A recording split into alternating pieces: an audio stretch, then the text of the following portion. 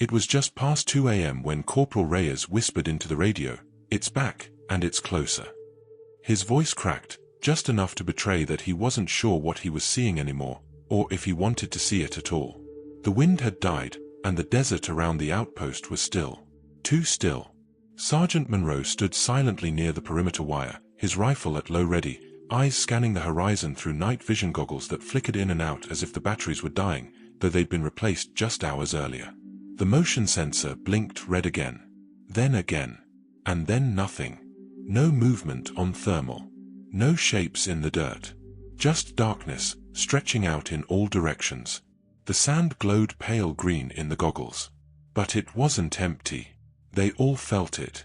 Not a sound, not a footprint, but something was there. Watching. Private Elkins had the radio pressed to his ear, trying to catch a response from the southern watchpost. Only static. Then a sudden burst of garbled chatter broke through. No eyes, no contact, something's moving. It sounded panicked. Then silence. Elkins lowered the radio, and for a moment, no one spoke.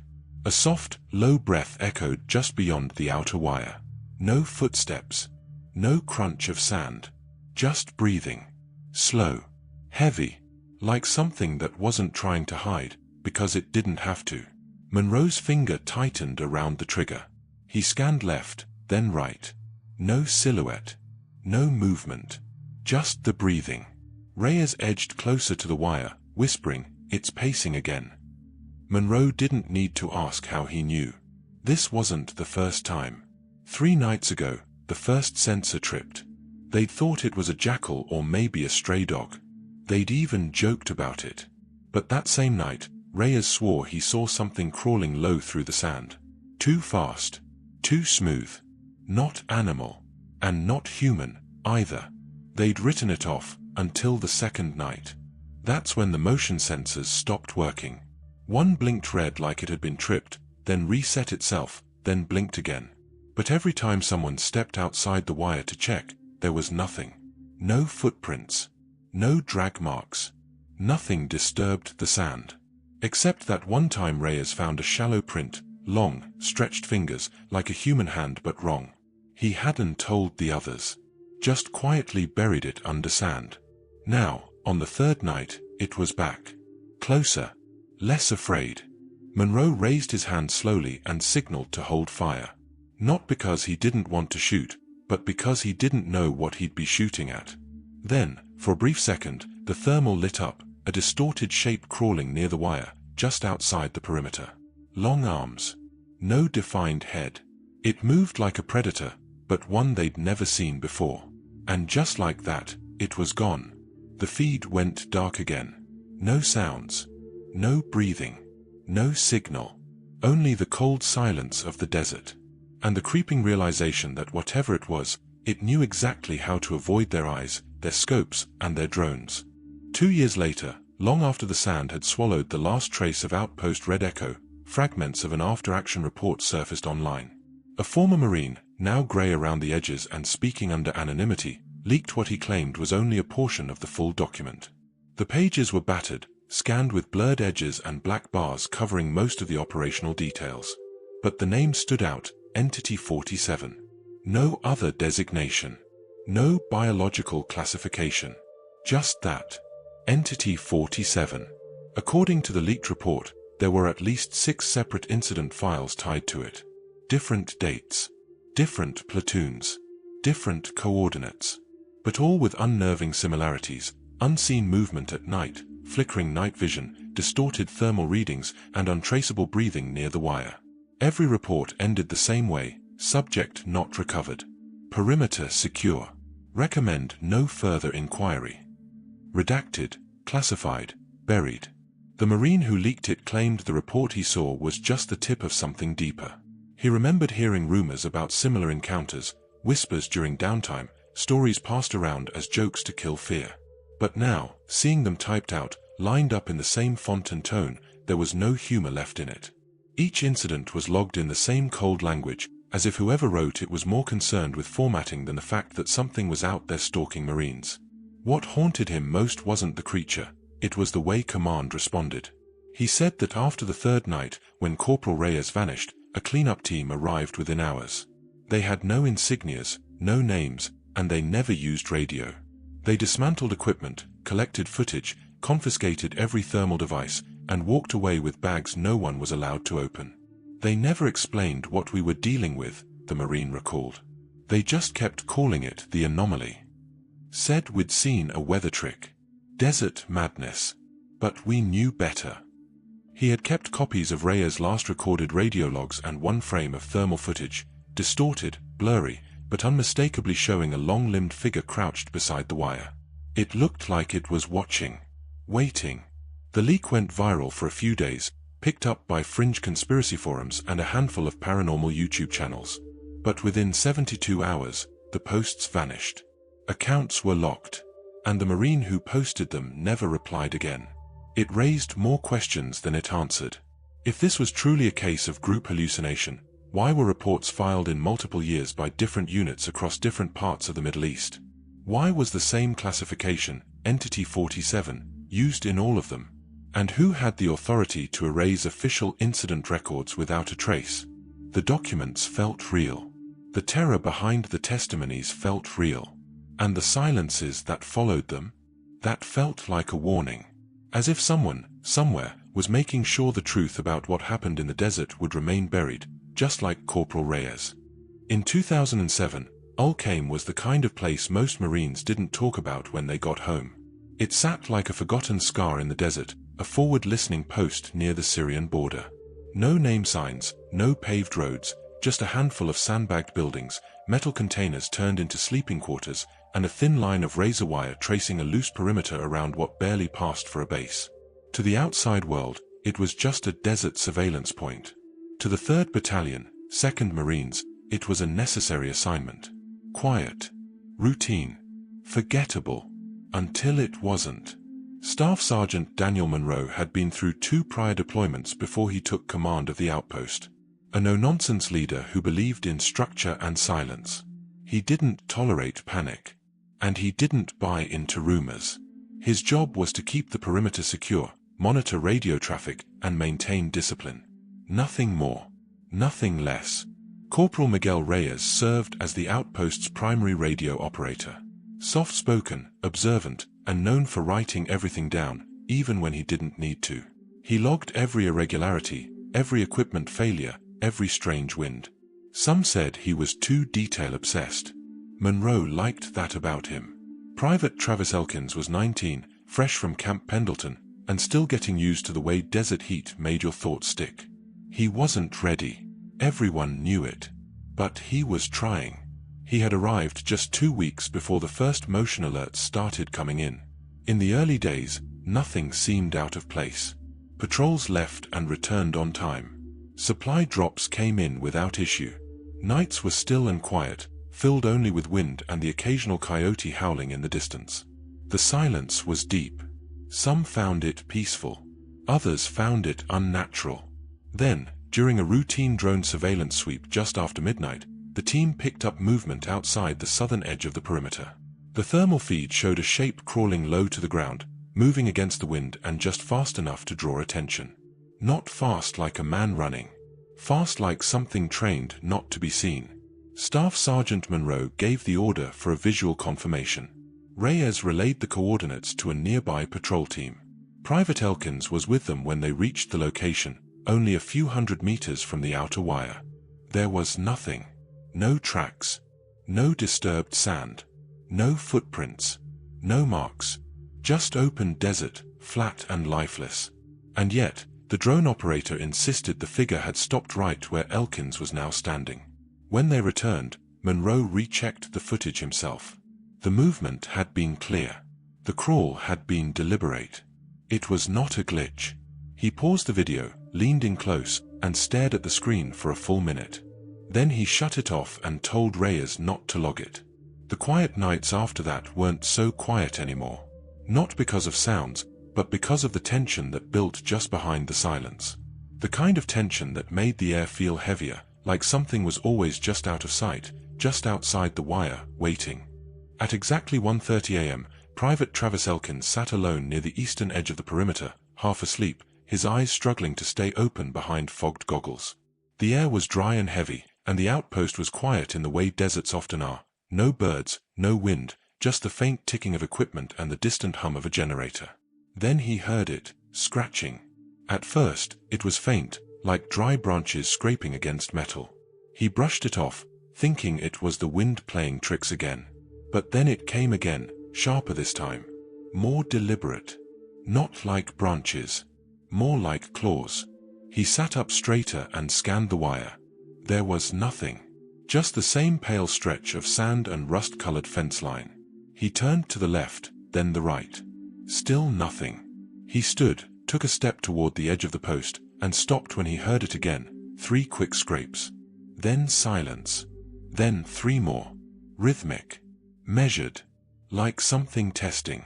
Elkins didn't radio it in. Not yet. He was still new and still afraid of sounding paranoid.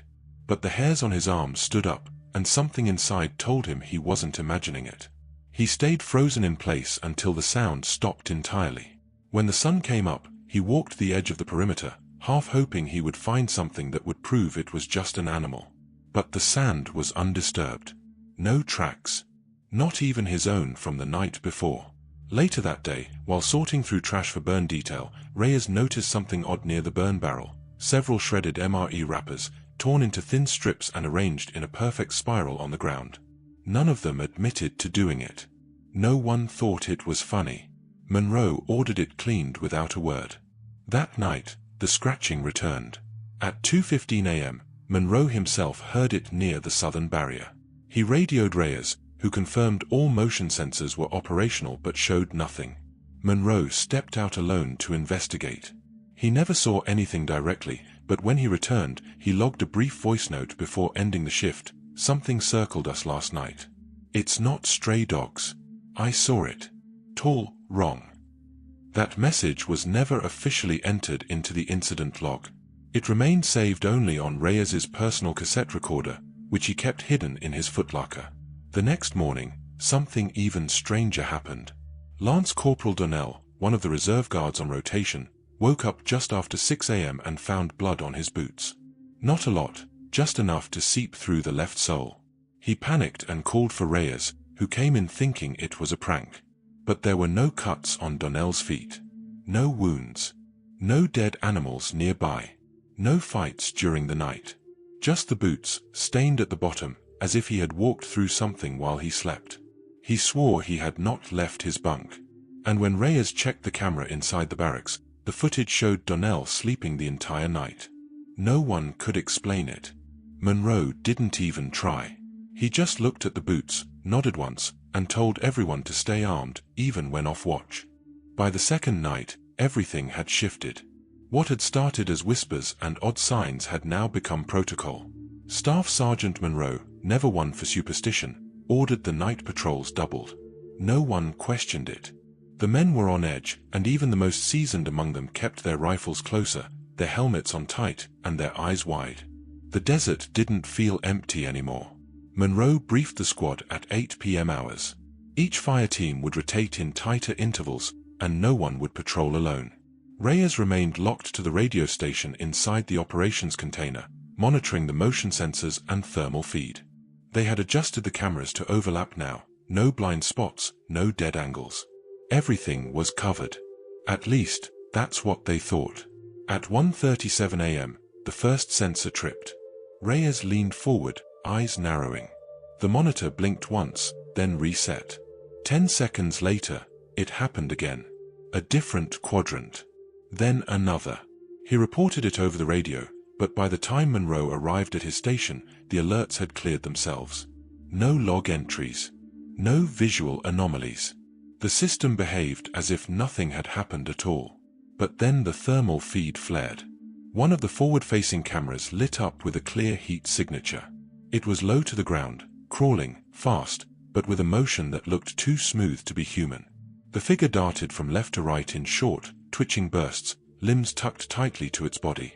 It looked almost insect-like in its pacing, but the outline was unmistakably humanoid.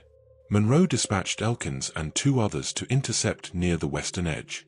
The flare launcher was readied in case visibility dropped. As the team moved out, the figure on the thermal slowed. Then, suddenly, it stood upright. It only happened for a second, but it was enough. Elkins saw it first. Later, when questioned, his voice would crack as he tried to explain what he saw. "It looked like my brother," he said. "Same build, same posture. But the face, it was wrong. Like it had borrowed his body but didn't know how to wear it right. I couldn't shoot. I froze." He started screaming before anyone else even had eyes on the thing. His panic cracked over the radio, loud and raw. "It's standing! It's standing!" Then chaos. Monroe gave the order to fire. 2 Marines launched flares into the dark, lighting the entire desert in a flash of brilliant red. Rifles opened up immediately, aimed just past the wire. Dust flew up in a cloud. Echoes bounced off the perimeter walls. But when the flare burned down and the dust settled, the heat signature was gone. There were no footprints, no blood, no marks on the sand. The wire was untouched. The only thing left behind was a strange buzzing over the radio, like static, but layered with something else. A slow, rhythmic pattern beneath the noise, almost like breathing. Deep, steady, and close. Night 3 began with a unease that no one dared speak aloud. The air had changed again, heavier, drier, carrying a stillness that pressed against the skin like pressure from deep underwater. The squad had barely slept after the events of the previous night, and most of them had started to walk with rifles half-raised, even when off-duty. No one asked if anyone had seen the creature again. It was understood now. It was watching. It was learning. Staff Sergeant Monroe had called for radio checks every 30 minutes without exception. Corporal Reyes, always punctual, responded to each one with his usual dry tone. But something about his voice had been different. Tighter. As if he had started to realize he was being listened to by more than just his own squad. At 2:03 a.m., the final radio check of the rotation went unanswered. Monroe called again. No response. Assuming equipment failure, he sent Elkins and 2 others to Reyes's station. They arrived in under 3 minutes. The container was empty. The chair was pushed back slightly from the radio table. Reyes's helmet sat perfectly still on top of it, as if he had taken it off just moments before. But outside, 10 feet from the edge of the perimeter wire, they found his rifle. Upright in the dirt. Not dropped. Placed. The barrel was still warm. There was no sign of struggle. No blood. No drag marks. No footprints leading away. Just the heat still radiating off the weapon and a faint trail of disturbed dust around it, like someone had stood very still before disappearing completely. Monroe reviewed the helmet camera footage Reyes had been required to wear while on duty. The feed began normally, him speaking into the radio, flipping through his logbook, monitoring thermal readings. Then something flickered in the corner of the frame. Reyes turned. The angle shifted as he rose to his feet. The footage jostled slightly as he stepped outside the container. His breathing grew louder. 1 step, 2, then static. The feed cut mid-frame. No noise. No glitch. Just abrupt silence.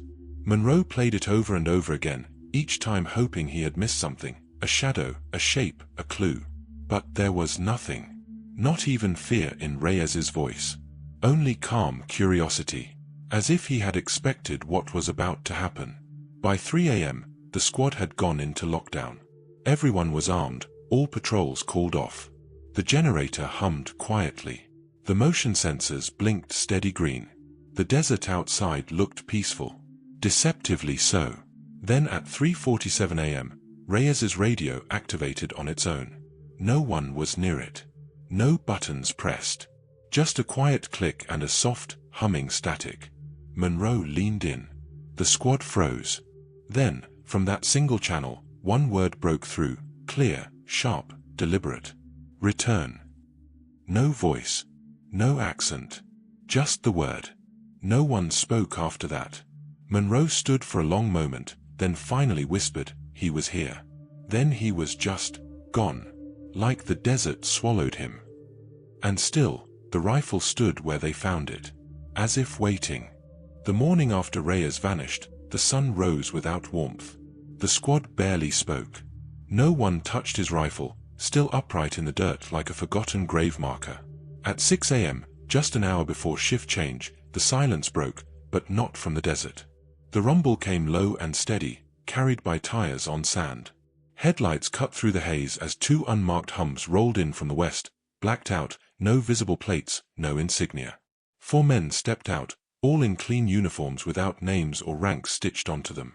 They didn't greet anyone. They didn't ask questions. They moved with quiet urgency, making direct eye contact with no one. Monroe met them at the edge of the barracks, arms crossed, mouth tight.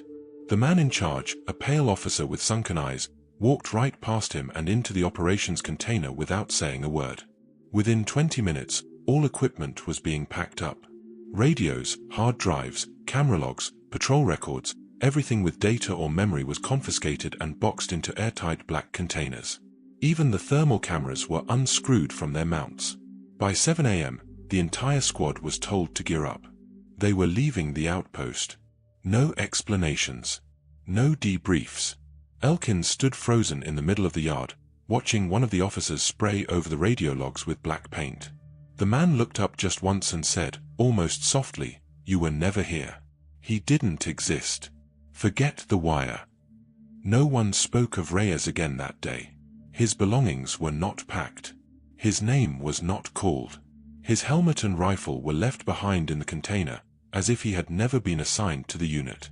The convoy moved out by 8:15 a.m., headed east toward a larger outpost near the Euphrates. As they drove, Monroe stared out the window. Elkins sat in silence beside him, clutching his rifle like a lifeline. The younger Marine had not slept. Not really. Not since the first night. That evening, long after they had resettled at the new base, Elkins whispered what no one else dared say. "That thing followed us.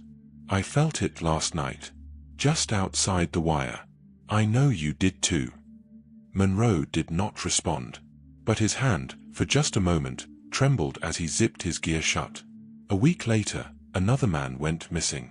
He was a drone technician, attached to the squad only temporarily to review the corrupted footage from Ulcame. No one knew his first name. He rarely spoke, keeping to his monitor and his coffee mug. He was last seen in the mess hall just before midnight, reviewing Reyes's final video frame. The next morning, his bunk was empty. His equipment gone. His hard drive missing. There was no search order. No report filed. When Monroe brought it up, he was told the man had been reassigned. No one believed that. And the worst part? The drone footage from that night, the one that showed the figure standing upright outside the wire, was gone too. As if it had never existed. Corporal Miguel Reyes was officially listed as killed in action due to an equipment malfunction. That was the phrase used on the paperwork. No mention of his disappearance. No reference to the rifle left standing upright in the dirt. Nothing about the final radio transmission. Just 3 typed words, buried in a report that no one in the squad was permitted to review. By the time the team settled into the new forward operations base, all files related to Ulcame had vanished. The thermal drone feeds, helmet camera footage, even Reyes's handwritten logs, gone. Medical records were erased, both digital and hard copy. His name no longer appeared in the company roster. According to official documentation, Corporal Reyes had never served at that outpost. Only one soldier managed to hold on to a piece of the truth. Staff Sergeant Monroe had kept his thermal goggles, older issue, not connected to the base system. He never turned them in during the relocation. Quietly, he removed the internal memory card before the blacked-out officers arrived. And late at night, when no one else was watching, he played that final fragment over and over again. The image was grainy, distorted by distance and heat, but it showed a shape, tall, hunched, and wrong. It moved between 2 sand berms, gliding without visible effort, its arms nearly dragging against the ground. For less than 2 seconds, it turned toward the camera. The heat signature flared unnaturally, like something too alive to be real. Then it vanished into the desert. Monroe never shared it. He barely spoke after that. Months later, Monroe would tell someone in passing that he thought he saw it again. Not in the desert. Not in uniform. But at night, in a Walmart parking lot in North Carolina. He had been on leave, standing next to his truck, when a shape moved near the edge of the lot. It was barely a silhouette, leaning against a light post. But the way it shifted, The way it moved when it thought no one was looking sent cold down his spine. Then it was gone, blended into the night like it had in the sand. No one believed him. He never brought it up again. As for Private Elkins, things unraveled quickly after the relocation. He began having dreams, then episodes of sleep paralysis. He claimed he would wake up unable to move, his ears ringing, and a voice whispering to him from the far side of the room. No words, just breath. But the message was always the same: come back. He started drawing in his bunk, spirals, slashes, repeating symbols he swore he had never seen before. Monroe found him one morning pacing the barracks barefoot, staring at the wall like it was going to open. He was dishonorably discharged just 6 weeks after the incident, officially for psychological instability and refusal to comply with orders. He told the base psychiatrist, on his final day, "It never left. I hear it when I close my eyes. It whispered to me, and now it knows where I sleep." Ask ChatGPT. The video surfaced on a low-traffic military history forum, buried under years of archived posts and dead links. It was only 10 minutes long, dated 6 years after the events at Ulcame. The man on screen was barely recognizable from the stiff, sharp-eyed staff sergeant once feared and respected by his squad. Daniel Monroe looked older, much older. His hair had gone gray, his eyes were sunken, and he spoke like a man who had been carrying a weight that never lessened. The lighting was dim, his voice low and raspy, as if he had waited years to say the words aloud. "I don't sleep much anymore," he said, looking directly into the lens. "Haven't in years. Not since Reyes. Not since the desert." He paused, breathing heavily, glancing off camera at something unseen, perhaps making sure he was still alone. "I waited. I kept quiet. I followed orders. I let them erase him, erase Elkins, erase all of us. I told myself it was just fear, just trauma. But I know better now." He held up a folded, worn map, standard military issue, yellowed at the edges. Several points were circled in red ink. "I started tracking reports. Units pulled without explanation. Radio logs cut short. Men vanishing. Same regions. Same patterns. Every 5 to 6 years. Always in deep desert. Always in the dark. And always something missing when the dust settled." He leaned forward, his voice tight. "It wasn't human. I don't care what the suit said. It hunted. It remembered. It followed us. And it learned." He rubbed his eyes like the memory stung. "They didn't want us to kill it. They wanted to observe it. That's why they pulled us. That's why they erased Reyes.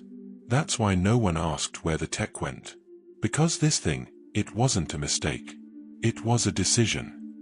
Monroe reached under the table and pulled up what looked like a shattered piece of a thermal scope, burned around the edges. "This is the last piece of equipment that still shows it. I don't know why. Maybe it's old enough that it doesn't get scrubbed. I keep it in a lead case now. I only open it when I want to remind myself I'm not insane." Near the end of the video, he stood up slowly, walked to the wall, and peeled back a taped sheet to reveal a rough sketch. A shape, long-limbed, hunched, faceless, surrounded by lines of static and fragments of text. One word was circled again and again: return. He turned back to the camera one last time. "If you're watching this, maybe you were there too. Maybe you've seen it. Maybe it's with you now. If it ever whispers to you, do not listen." A week after the video went live, Monroe's home in Arizona burned to the ground. Local reports mentioned faulty wiring. Neighbors said they hadn't seen him in days. His car remained in the driveway, but no body was ever found in the wreckage. The video was pulled offline within 48 hours. But copies had already spread. Some say it was an experiment gone wrong. Others insist it was never human to begin with. Whether it was biological, paranormal, or something conjured by psychological warfare testing buried deep within black operations files, no one ever found a solid answer. But those who were there, those who lived through those 3 nights in Ulcame, they stopped asking what it was. Because the real question was never what. It was why. Why did it choose them? Why did it come back night after night? Why did it know the faces of their families? Why did it leave no footprints, but take everything else? Whatever it was, it did not need to chase. It did not need to strike loudly. It only needed to be remembered.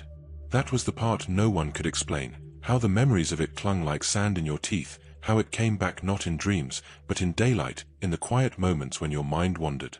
It left no blood, no bodies, no formal casualties. But it left silence. It left gaps. And it left fear woven deep into the thoughts of those who dared speak of it. Years passed. The outpost at Ulcame was eventually abandoned, swallowed by wind and sand, its perimeter wire rusted and half-buried. Satellite images show nothing now. Just desert. But soldiers who visit the site still whisper about a rusted ammunition crate, half-buried beneath dunes. If you wipe away the dirt, you can still see it, scratched deep into the metal with something sharp, probably a knife or broken belt buckle, Reyes. The name that no longer exists in any system. The man who was declared a malfunction. Erased from every page except the one carved by his own hand before whatever came for him finally stepped through the wire. Somewhere, someone high up knew it would return. That was why no one fought the cover-up. Why they tore the camp down in silence. Because whatever it wasn't tethered to a single place. It was tied to time. It waited. As Monroe once said, staring into that old VHS camera with sleepless eyes, it's not about where it was. It's about when it comes back. And now, years later, in another remote desert post far from Ulcame, a new unit has begun reporting strange issues. Motion sensors blinking red, then resetting.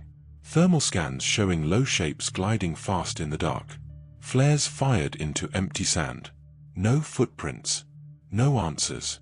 Last week, one Marine reportedly radioed at 2:13 a.m. and whispered, "It looks like my brother." But wrong. No official report has surfaced. But inside encrypted chat logs and veteran message boards, the whispers are back. Different country. Different year. Same signs. Same nights. And the same silence. It never needed to stay in one place. Because it always knew how to follow. Ask ChatGPT.